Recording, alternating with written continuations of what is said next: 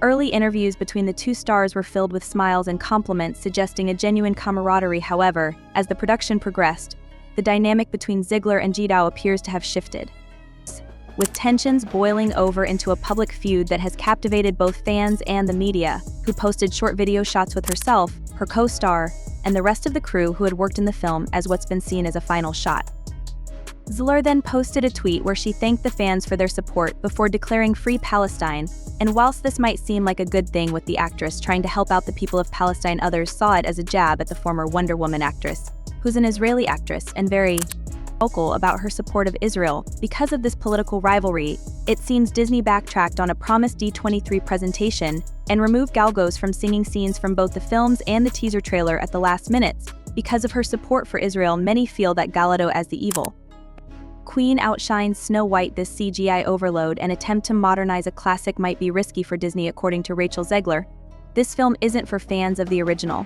You said you were bringing a modern edge to it on stage. What do you mean by that? I just mean that it's no longer 1937, and we absolutely wrote a Snow White that is not going to be saved by the prince. She's not going to be saved by the prince, and she's not going to be dreaming about true love. She's dreaming about becoming the leader she knows she can be, and the leader that her late father told her that she could be if she was fearless, fair, brave, and true.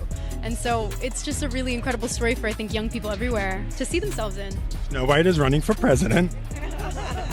Whistle while you work is where things get even more exciting, because in the live-action adaptation of the new Disney Snow White, viewers have mixed opinions since it mostly relies on CGI, which seems soulless and uses images for the dwarfs instead of actual humans. Yes, Wonder Woman is at odds with the Disney executives. After receiving some unfavorable feedback, it seems they decided to cut what was perhaps her best scene in the film. She had a major showdown with the writers and expressed her frustration. Imagine being told your best work is being cut out. You would understandably be furious. They are also planning to redo the entire scene, but with a more subdued tone. Big time, no epic fight, just a watered-down version. It's like ordering a steak and getting a salad instead. Gal warned them she might even skip out on promoting the movie if they mess it up. Talk about standing your ground. Now Gal Gadot isn't just stopping at voicing her displeasure, she's laying down the law, with Disney warning them she might just bail on promoting the movie if they don't get. These days, Disney is going through quite a roller coaster ride. Imagine pouring millions into a massive movie production only to have the star potentially refuse to promote it. That's exactly the situation they're facing right now. It's like throwing a huge party, inviting everyone, making sure all the details are perfect, and then the guest of honor might not even show up because they didn't like the snacks. That's the level of frustration Disney must be feeling. It's a risky move, and it seems like Disney is really playing with fire. This latest drama comes on top of some serious challenges that Disney will face in 2025. The company has been aggressively cutting costs left and right, largely due to decisions made under CEO Bob Iger. Iger's leadership has been both celebrated and criticized over the years, but these financial moves are starting to leave a mark. Disney, which is known for its big-budget films, sprawling theme parks, and massive cultural influence, is now scaling back in ways we haven't seen in a long time. It's the result of a combination of factors, from the changing landscape of entertainment to internal decisions that didn't quite hit the mark. What's more shocking is that Disney is currently on the hunt for a new CEO. The next person to take over the helm is expected to earn more than $200,000 a year, a jaw-dropping salary, especially when the company is making all these cuts. You can't help but wonder where exactly Disney is putting its money right now. With massive layoffs and restructuring, you'd think the top brass would also be tightening their belts, but instead, the search for a new CEO with a hefty paycheck is raising eyebrows. But let's dive into what's really causing waves at the moment: the upcoming Snow White movie. Even before it's released, the film is already caught up in a whirlwind of controversy and drama. The movie, which has undergone significant changes, is stirring up some serious buzz. One of the most talked about issues is the fact that they had to chop off a critical ending scene because it bombed during test screenings. Now, if you know anything about how these big blockbuster films are made, you know how much time, effort, and money go into them. Every detail is scrutinized, especially with a classic story like Snow White. So when a crucial scene is cut at the last minute, it stings not only for the creative teams who have poured their hearts into it, but also for the executives who have to figure out how to fix things without derailing the entire project.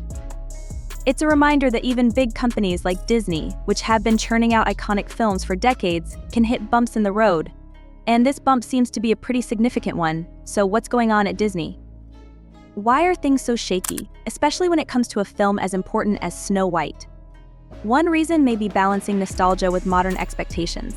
We've seen time and again that audiences are incredibly protective of their favorite childhood stories.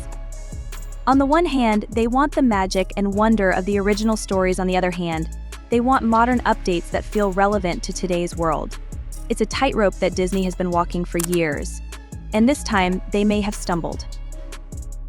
In addition, there is growing doubt that these film stars will promote them. It's no secret that celebrities play a huge role in selling a movie, and if the lead actors aren't willing to participate in press tours or fan events, it leaves a massive hole in the marketing strategy. That's where Disney finds itself now, potentially dealing with a situation where the star of their movie might not even show up to help promote it. That's a nightmare scenario for any studio, especially when so much is riding on the success of a film. In the end, Disney's struggles seem to be a mix of internal management decisions, external pressures, and the complicated nature of modern filmmaking. As the company prepares for 2025, it's clear that they've got some tough choices to make. Whether they'll be able to course correct remains to be seen, but one thing's for sure, all eyes will be on how they handle the challenges ahead. Last summer, we removed all of the gendered greetings in relationship to our live spiels. So we no longer say ladies and gentlemen, boys and girls. We've provided training for all of our cast members in relationship to that. So now they know it's hello everyone or hello friends. We are in the process of changing over those recorded messages, and so many of you are probably familiar when we brought the fireworks back to the Magic Kingdom. We no longer say ladies and gentlemen, boys and girls, we say dreamers of all ages. I'm here as a mother of two queer children, actually, one transgender child, and one pansexual child, and also as a leader. Many LGBTQIA characters in our stories, and yet we don't have enough leads and narratives in which gay characters just get to be characters. On my little pocket of proud family Disney. We're facing a harsh reality when it comes to how society treats marginalized groups. When a government or leadership can erase your existence, demonize who you are, and turn your identity into something criminal, the next inevitable step is to criminalize you as a person and take away your children. This isn't just theoretical, it's something we're already witnessing unfold in places like Texas. The rhetoric and policies being pushed there are a direct attack on the rights and dignity of certain communities, and it's happening in real time. The danger lies in the way these harmful messages, crafted by legislative leaders, spread like wildfire.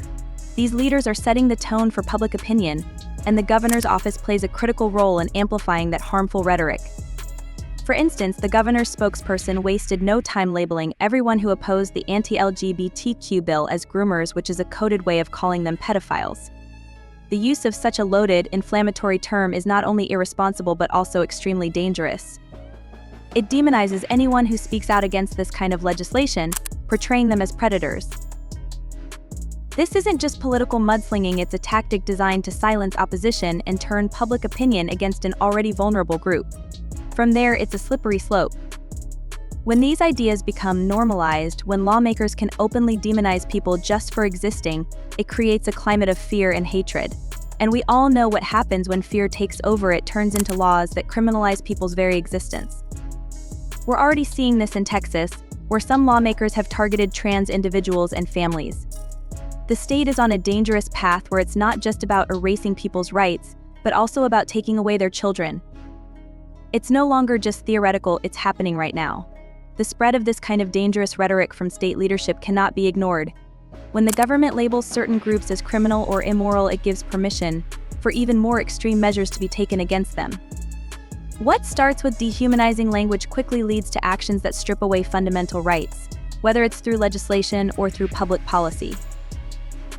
On a more hopeful note, I've had the privilege of working with a team that sees the value in telling diverse, inclusive stories. For the past 2 years, I've been collaborating with the Moon Girl team, and they've been incredibly open to exploring queer narratives in a thoughtful and impactful way. This experience has been a powerful reminder that there are still spaces in entertainment where representation matters, where the stories of marginalized communities can be told with dignity, and where those narratives can resonate with broader audiences. It is work like this that pushes back against the hateful messages we're seeing from state legislatures. I've even put together a tracker to document our progress in this area. It's important to keep tabs on the stories we're telling and how they evolve, because representation isn't just a buzzword, it's a vital tool in the fight for equality. When people see themselves reflected in media, it empowers them. It sends a message that they are seen, that they matter, and that they have a place in this world, no matter what hateful messages might be coming from political leaders. Background characters to make sure that we have the full breadth of expression, and we got into a very similar conversation, Carrie, of all of our gender non-conforming characters are in the background. Clearly, shareholders are interested and care very much about succession. It is the board's #1 priority. They've been spending a significant amount of time on that. We have a succession committee that Mark Parker, our chairman, chairs, and James Gorman, who just joined our board, is on. They met 7 times last year. They intend to meet even more this year. They're confident they will choose the right person at the right time, and they have some time to do that. But they're treating it, with a sense of urgency, because it is so important. Clearly, shareholders care about that, given you are aware of the challenges the firm has had in recent years, so it makes sense that they are concerned about the strategic goals we ultimately decide to pursue. They are interested in learning about ESPN's future, as well as how lucrative streaming may be. You can bet the movie's release date will be delayed from March to June as they scramble to write new scenes to replace the ones they cut.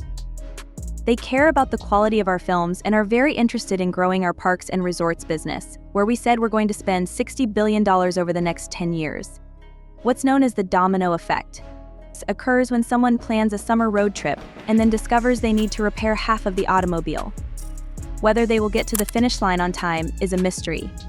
Looking a little closer, it appears that Disney is making more than just movies in its kitchen. The whole Snow White fiasco demonstrates that there's a lot of controversy over their story priorities. Whether they're not cautious, this could really mess things up and make you question whether we're seeing a movie or a manifesto. It's like they're picking the flavor of the month over grandma's tried and true recipes.